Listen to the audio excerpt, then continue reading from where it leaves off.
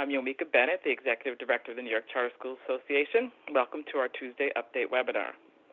I'm joined today by Anna Hall, CEO of Northeast Charter Schools Network, David Frank, Executive Director of the Charter Schools Office at NYSID, Susie Corello, Executive Director of the SUNY Charter Schools Institute, Aaron Cochran, for New York City DOE, and Corey Callahan, General Counsel and Vice President of Legal Policy at New York City Charter Schools Center. We'll start today with a few updates before we turn to the Q&A. Please use the Q&A feature at the bottom of your screen, not the chat, for questions, and we'll get to them after the updates. Following that, I will turn it over to Aaron and Corey for New York City updates.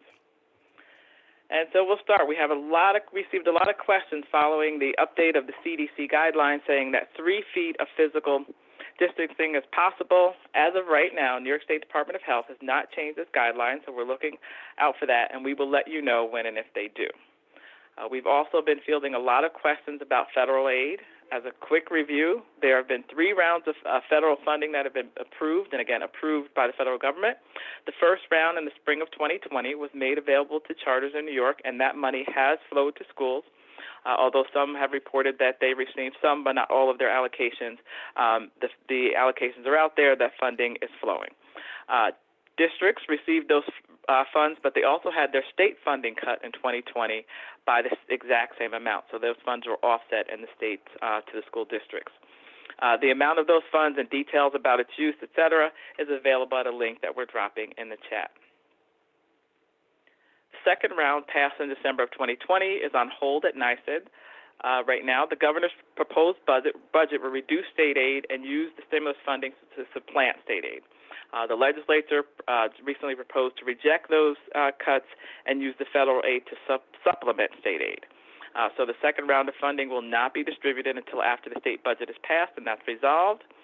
The amount of these funds is approximated to be about 4 times the amount of the first round. And we anticipate there will be an application process sometime in April, and we'll let you know when that is announced.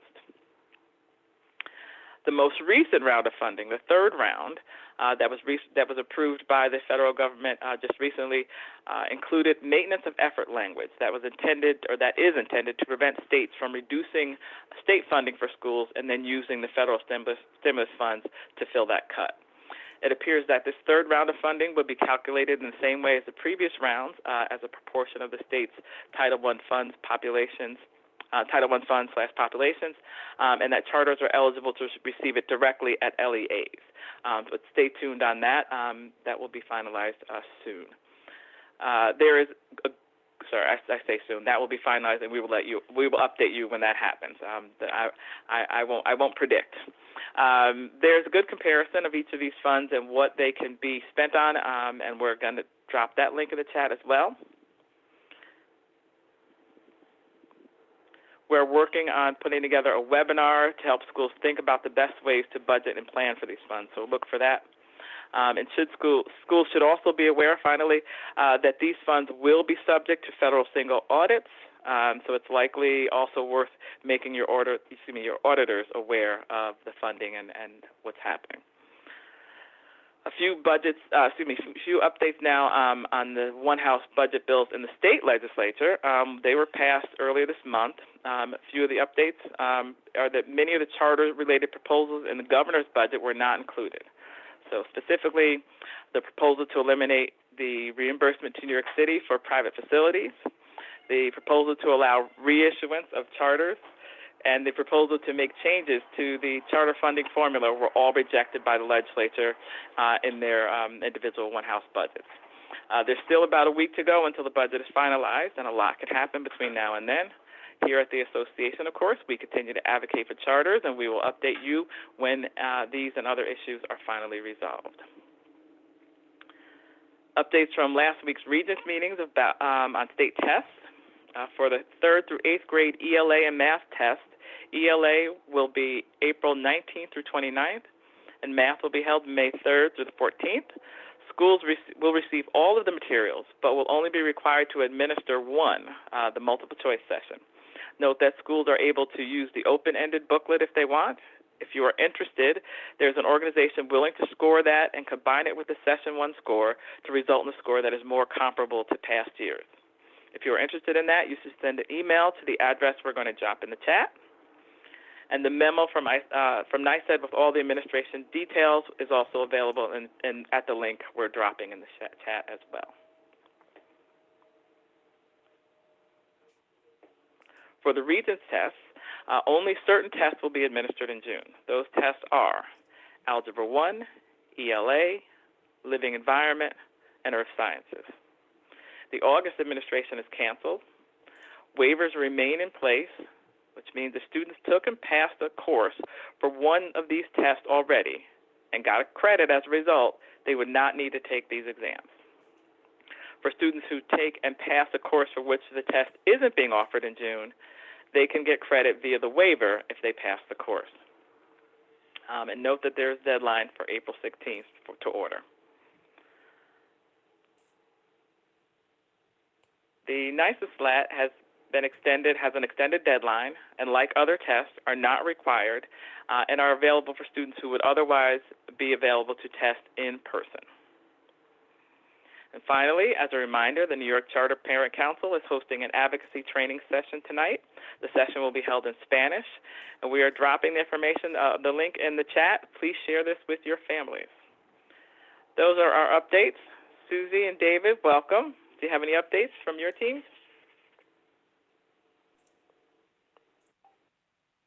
In the interest of time, you go, Susie. I know you.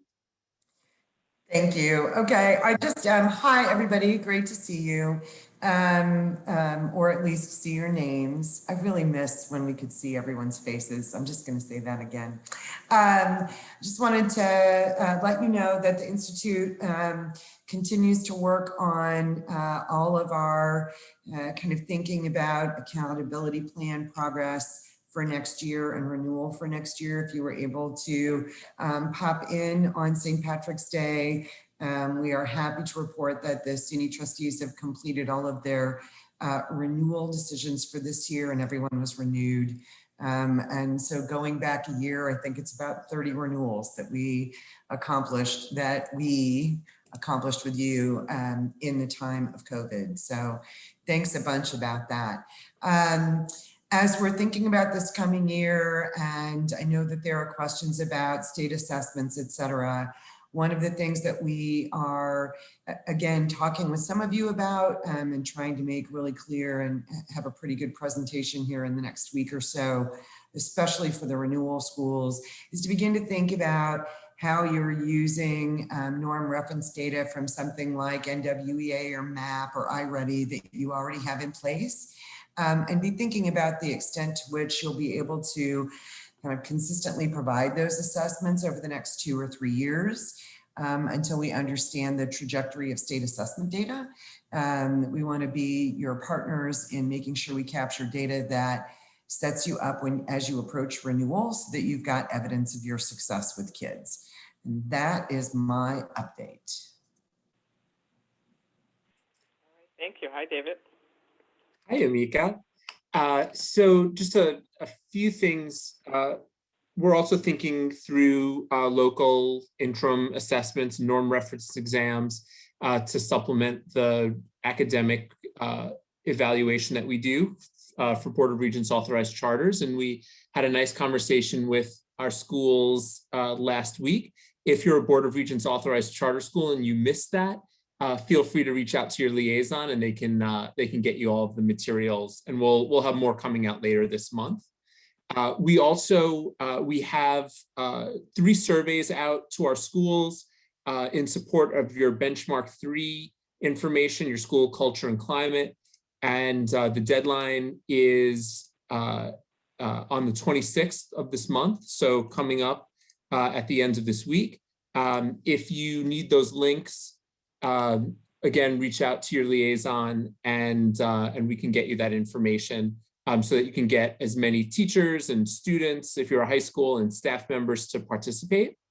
Again, the deadline is this Friday.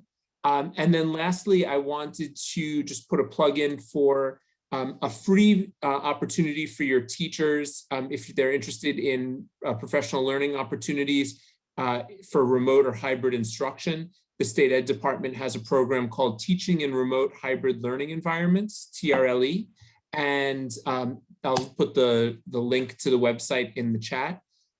They're off on the right. There's a listserv, a newsletter. If you scroll down, there's a whole calendar of events that the level 1 centers across the state, you might know them as RICs, are putting on. Like today, there's PD on culture and supporting teachers. Tomorrow, I see there's a few PDs on families, and there's just lots of stuff going on. So feel free to share that with your teachers. It's free for any educator to attend. Usually they're about an hour long, but certainly take advantage of that resource.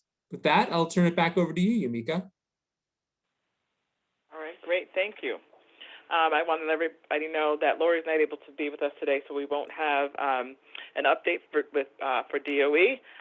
But again, Corey and Aaron are available for questions later. Okay, so I do have some questions right now. So one of them is, what are the consequences for not taking the 3-8 state tests? If everybody opts out because everyone's remote, are there consequences for that? The state has been very well. One, we're still waiting for our waiver. We don't have word back from the US DOE on that, but the state has made it very clear that while it's the responsibility of each school to offer state assessments to students who are in person, that SED is not encouraging schools to ask students to come in who are remote. And as always, if you offer a student an assessment and that student turns you down, then that's the way it goes. But there is no, because we also asked for a waiver for accountability, for ESSA accountability, there should be no ramifications for not taking the assessment like there were in the past. Okay, great, thank you. Next question. There are a lot of schools and families who either are excited that the new CDC guidelines will facilitate in-person learning, or that they are excited, but there are also families and schools who might want to continue with the remote instruction next year. As I said in the opening night, the New York State Department of Health has not yet weighed in to change the state policy on 6 feet. As authorizers, do you have any information to share at this point on whether a school can offer remote learning as an option in the fall, and if so, under what circumstances? And Susie, we can start with you. We, at this point, the ability to offer remote or hybrid instruction has really been tied up in a series of executive orders that have allowed that. So while we are super interested in understanding how schools might deploy that flexibility, I think it would be kind of a case-by-case proposal. And that is all under the umbrella of whether or not in the state of New York, we can actually proceed along that path. And we haven't had a lot of discussions about it. So I would love input from everyone. If you've got a great idea about how to make that a super useful and productive part of children's education at your charter, let's talk about it. The only thing I would add to what Susie said is if you are thinking of changing your instructional program, that probably would be a revision. And so you should talk to your liaison, but I would echo what Susie said. All right, great. Those are the questions that we have in advance, and I'm going to turn it over to you for the Q&A. All right, I'm going to do my best to chunk these thematically because there are a bunch. So I'm going to start with the 3rd to 8th grade state assessments and start by reiterating something that was just said, namely that if you are operating remotely, or if you have students who are remote and who would not otherwise be attending school in person, they do not need to take state exams. David and Susie, we agree? All right. Okay. So now this one's a little bit more of a discussion question. So I'm very concerned about the 3 to 8 state assessments. My school has been fully remote all year and will remain fully remote for the remainder of the year. I know it has been stated that a school is not expected to have students return strictly for the assessments. I want to be sure that if my students do not take the assessments due to being fully remote, that it will not be held against the school when it comes time for renewal. Discuss. Okay, I'll jump into this one. So first and foremost, I think the Regents so far have made it pretty clear that, again, if students aren't in school, they are not required to come to school to take the state assessments. That's one. Two is we understand at SUNY, I'm sure David understands this too, that there are a variety of scenarios as to how students will or will not sit for state exams this year, just as there are a variety of scenarios in each of your schools about how much synchronistic learning, et cetera, that you have provided to children this year. So we look at it this way: if you have the opportunity to administer those exams in a way that is, complies with what the Regents are asking for and is useful for those students, that's great. We think that, especially in administration that would come this spring, in the parameters that the Regents have talked about, which is, or that I understand the Regents have talked about, which is, again, if they're not in school, they don't need to come into school to take the exam. That it is unlikely that any results of those exams are going to be useful to you on a grade level wide or a school wide basis. For individual kids, they will probably give you a lot of information, but it will be very difficult to kind of aggregate them up beyond that. And so we do not anticipate using any state assessments that would be taken in a variety of ways by some kids and not by other kids as a part of the accountability model for next year, unless you've got some data that comes out of it that really demonstrates great learning and growth. And we'll leave that up to you.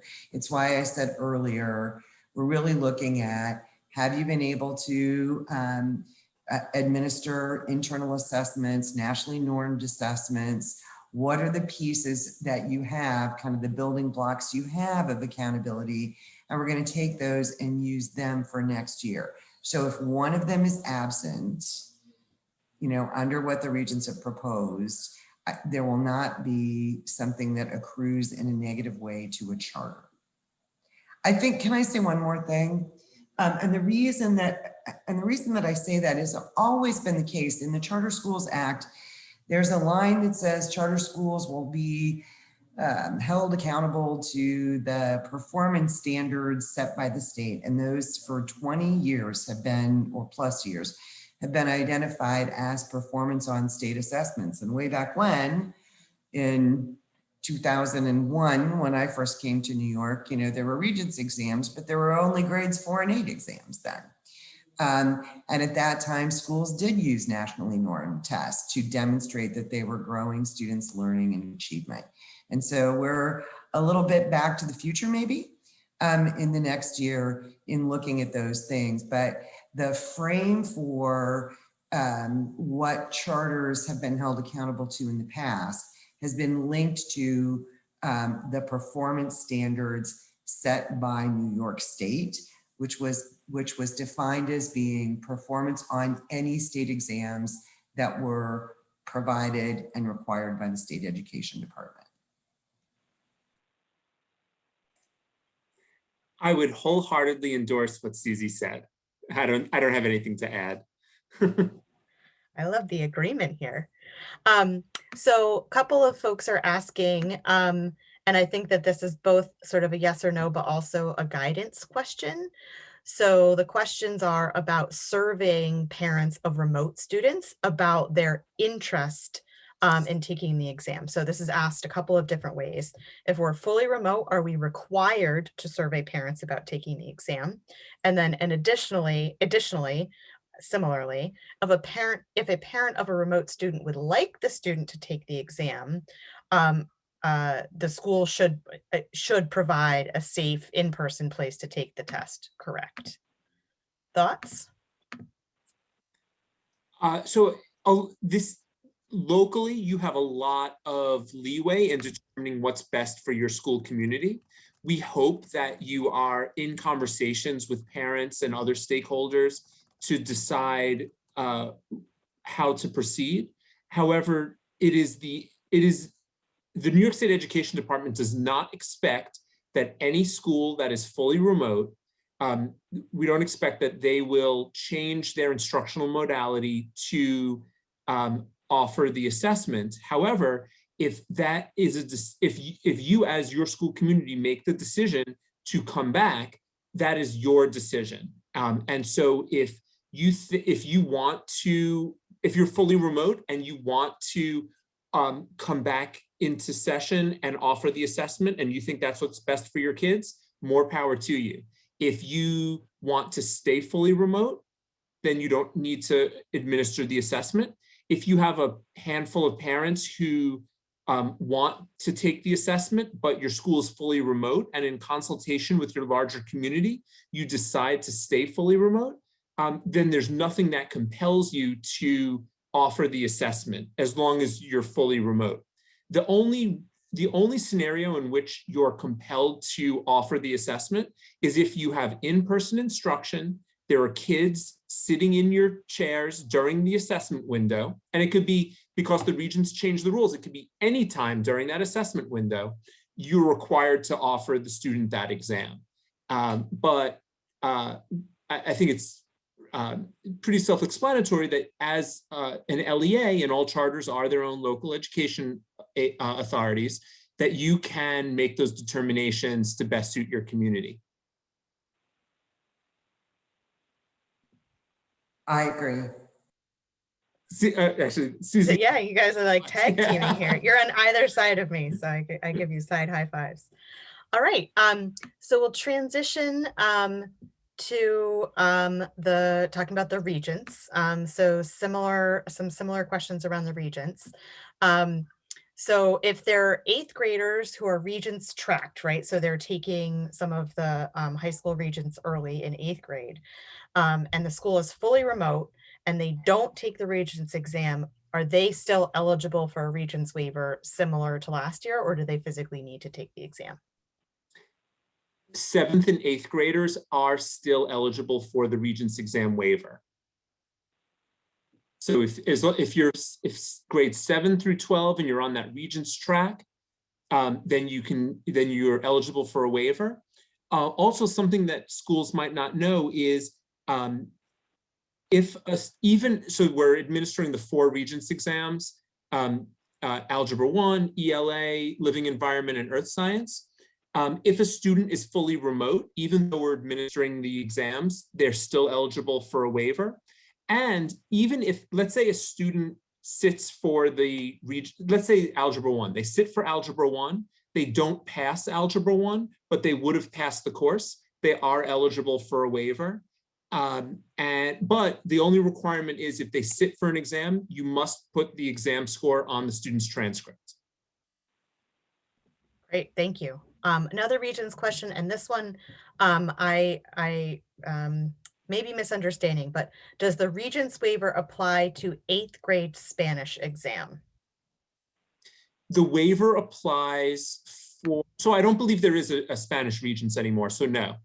I was in high school. I took the Spanish Regents. I was gonna say, I was like, I'm not trying to trick you. That was a trick question. No. I was also a little bit confused. So for the person who asked the question, if we're misunderstanding, please there is a Spanish, it's called the LOT exam. It's language other than English. It's a local assessment, and you can, that's a local decision. That's nothing to do with the state. And so then are certain scholars exempt from the Regents? So I'm not sure I understand the question, but students who are remote are not expected to come back in person to take the assessment. Other than that, note that students are eligible for the exam as they normally would be. Right, and then Leisha asked a question, does this same theory apply to state Regents? Leisha, if your question is about not requiring students who would otherwise be remote to come in just in order to take the test, then the answer is yes.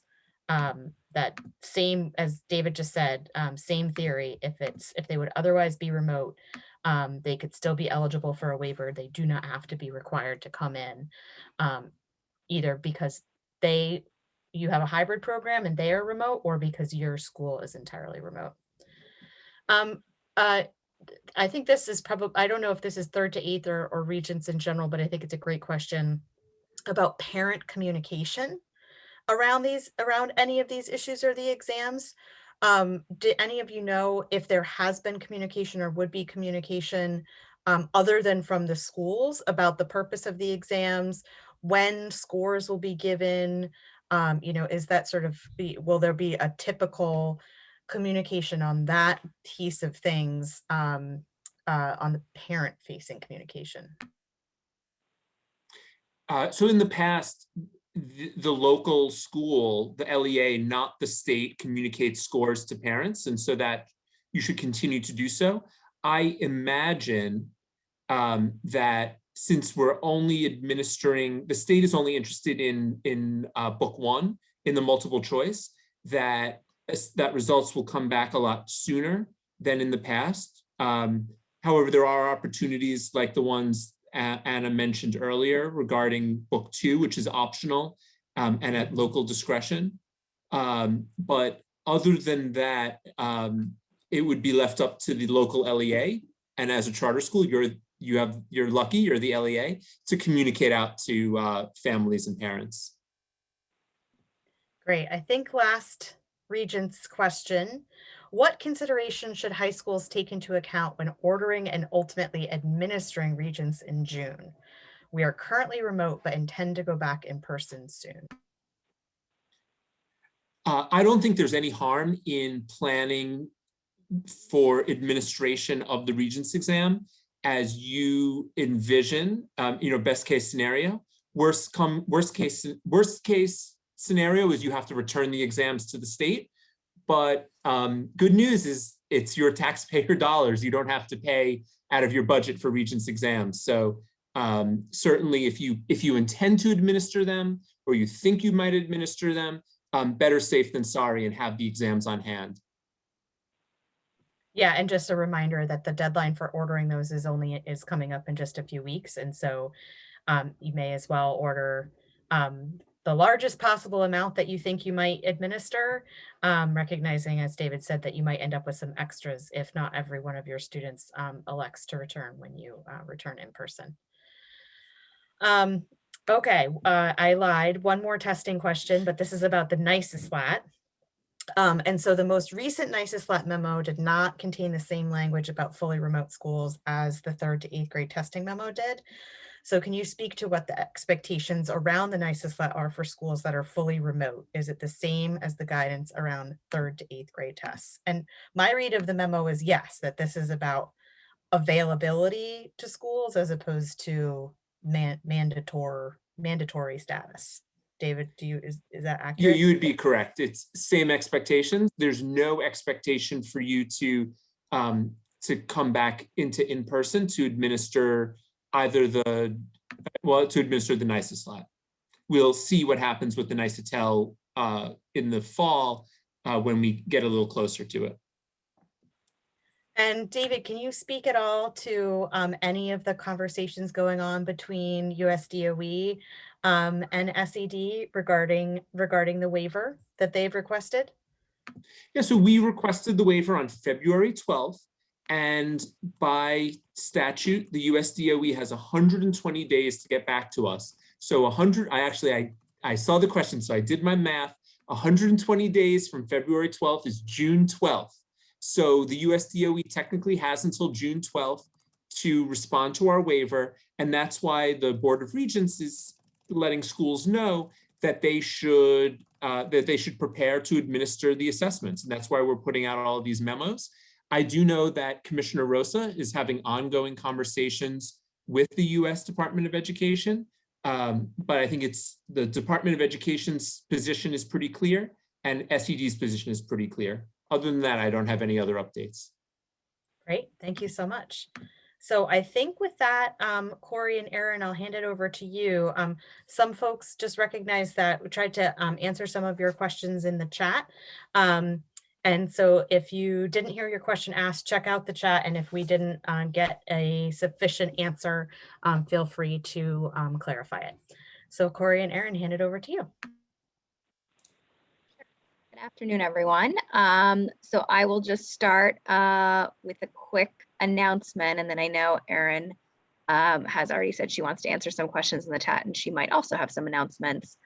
So first off, we have our biweekly call with Department of Health this Friday for New York City charters. So if you haven't received the invite or didn't register, make sure you register.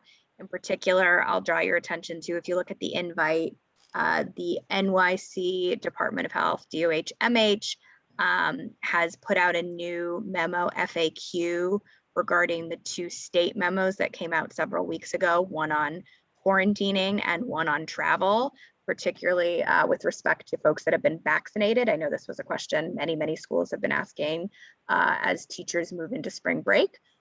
So the memos have been accepted by NYC DOH. So just want to make sure schools are aware of that. Or if you have questions about the FAQ, you should make sure to read it and then, either submit them to myself or to DOE so we can make sure we get that before the Department of Health. And then the other thing I'll say is I answered it in the chat, but just in case folks missed it, a lot of the New York City charter schools have been part of the Charter Centers Testing Consortium. And so just so everyone knows, you will be being reached out to very shortly by Randall and the testing consortium team with more information about what's going to happen in New York City with the test. So just as a preview, that more to come. And with that, I am going to turn it over to Erin to see if you have any announcements, or we can just jump right into questions. Hey, Erin.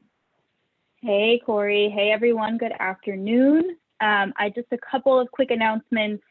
So the first one, district high schools started back to in-person yesterday, and so far things are going very smoothly, so that's very exciting news. Additionally, some folks may have noticed this, the DOE building screener has updated as of yesterday morning to reflect the fact that certain fully vaccinated individuals no longer have to quarantine in certain situations. So you can check out the screener. If you are a charter school in DOE space and you have your own screener, this of course means that you are welcome to adopt that change as well. And more details about that are going out in the Charter Schools Weekly. And those are my announcements. So I can go into the Q&A. So Stacy, I see your question about DOE summer school and knowing if charter school students would be eligible for that programming. So more information about DOE summer programming will be coming out in early April.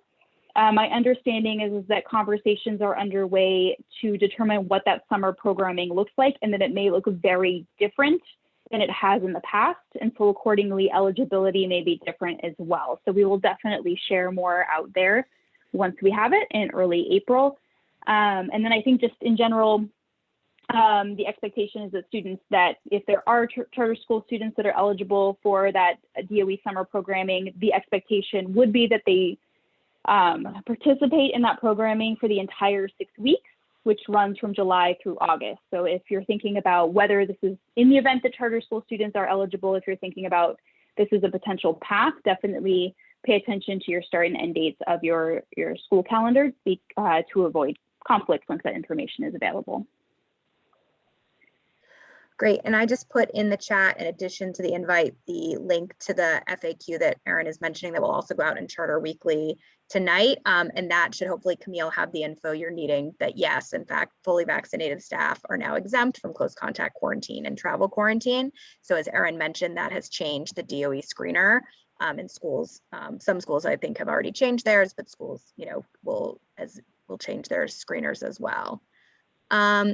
Another question, Erin, I see is there a question about permits for schoolyard usage for family events in April?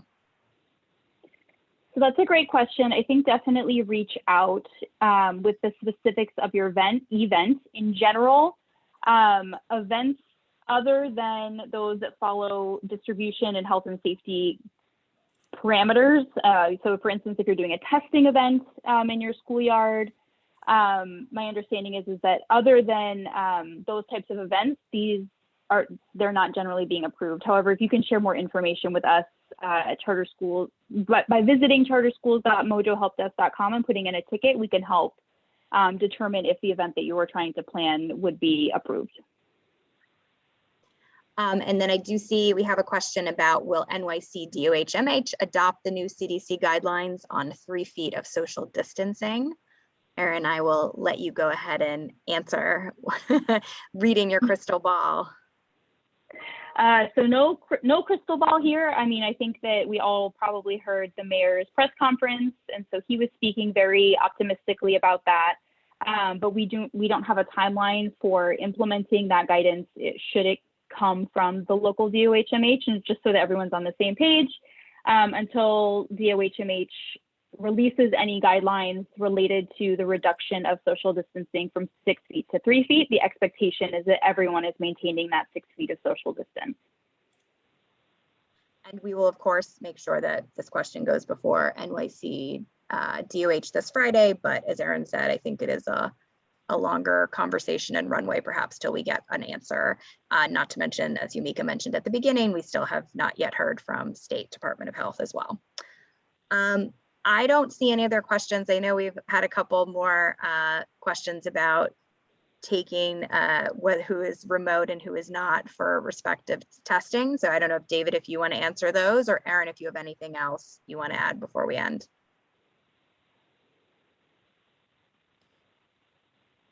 I don't have anything to add. Okay.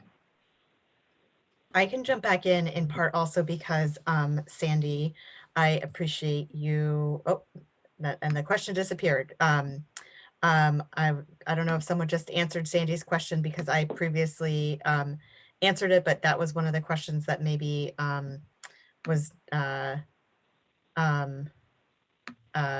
asked for clarification. So I don't know if someone just answered Sandy's question about using the science lab for multiple pods as long as it's cleaned between classes. This is not a question about testing. This is for general use.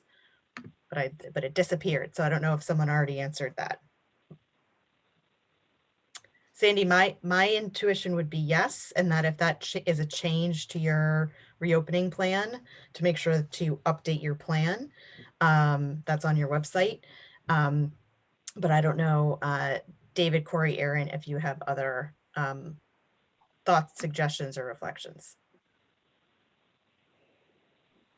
I can add, I know that this has been approved in DOE spaces with certain conditions. So if you are in DOE space, definitely make sure that you're running any plans by your custodial engineer so that they're on the same page, and with any other schools in the building that are using the same spaces so that they are also aware that multiple groups of students are using that space. That's great advice. So a couple of questions here in terms of what counts as being in person for the purposes of testing. So if students are in the school building, but they're being instructed via virtual instruction for the purpose of state exams, are they considered to be in person who are tested, or are they considered to be remote? David, has this question come up for you yet? This comes up a lot, and I would defer to your local program in deciding whether or not those students are remote or in person. And if you consider them to be in person, then administer the exam. If you consider those students to be remote, then you wouldn't administer the exam. But I would ask schools to think about their approved academic program and whether or not those students are participating in that program, which means taught by a teacher or not, a teacher employed by your school in making that decision. So, but ultimately it's your call. And so is that sort of a similar but slightly different answer also to this question, if students are in person but being supervised by a learning bridges program? Yeah, I would say, if a student is in person, that means they're in person for your academic program. And so your academic program is run by your teachers, your certified teachers, unless they fall under that certification exemption. And, it's not a teaching assistant, it's not learning bridges, but ultimately we would defer to your local judgment in order to make that decision. I'll just go one, or I won't say go one step further. I'll just add one thing as sort of an observation. I would imagine if you, maybe not in the Learning Bridges example, but if your students are in person and receiving instruction remotely, it probably places a higher premium on your communication with parents about their opportunity to take the exam than if you are fully remote, knowing, as David said earlier, that there is no requirement or expectation from SED that you are reaching out to a remote school community and making them aware and offering them the opportunity to come in if sort of no such opportunity necessarily exists. This is the whole Hall family is coming out. Yeah, I would concur, but certainly, we would encourage you to be in communication with your school community. And some schools you might want to come back, some schools not. I think I don't want to speak for any of the other authorizers, but I'm pretty sure they would agree that the most important thing is, one, health and safety of your community, and two, that you're using some measure of academic progress. So whether that's the state assessment, NWEA, MAP, iReady, STARS, whatever you want. But acronym to be determined. Acronym to be determined. So if you're, it's like you can't not administer the state assessment and just say, oh, we'll find out next year how our students are doing academically. If you're fully remote, how are you assessing student progress? And that's a rhetorical question. Yeah, and so then if hybrid students, and I'm sort of surprised that this hasn't come up earlier, and I apologize for not raising it proactively. So opt-outs. So hybrid students who would be in person during the testing window still have the opportunity to opt out. And so what implications are there for the 95% testing threshold?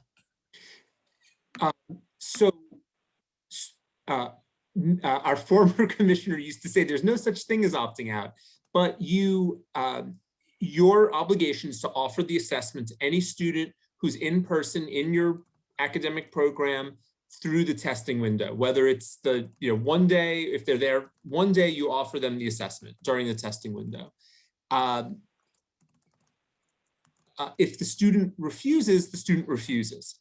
Regarding the 95% threshold, SED has requested a waiver of ESSA accountability requirements, and unlike their stance towards administering the assessment, the Biden administration has indicated that they agree with not holding schools accountable under ESSA accountability for aspects of the assessment, the assessment requirements, such as the 95% testing threshold. So I imagine, although we haven't heard back regarding our waiver, that aspect of the waiver regarding ESSA accountability and the 95% threshold will be waived. But we don't know for certain yet. And I would continue to, I would continue to operate as you have, with the best interests of your community in mind, and not necessarily worrying about, I would let the academics and the health guide your decision-making. I would say don't let the ESSA accountability requirements be the first factor in your mind. That's great. Yumika, I'm gonna look to you for this one, because I saw you potentially starting to answer it in the Q&A. Will the lifting of the travel ban on April 1st be implemented at the local level on this date? So that would be up, the short answer is that would be up to the local health departments. So local departments of health, if for whatever reason they declared further quarantines or public health orders, which is squarely within their authority, those would take place. But if the is lifted and the locals don't implement something based on what they're experiencing locally, it's lifted. Okay.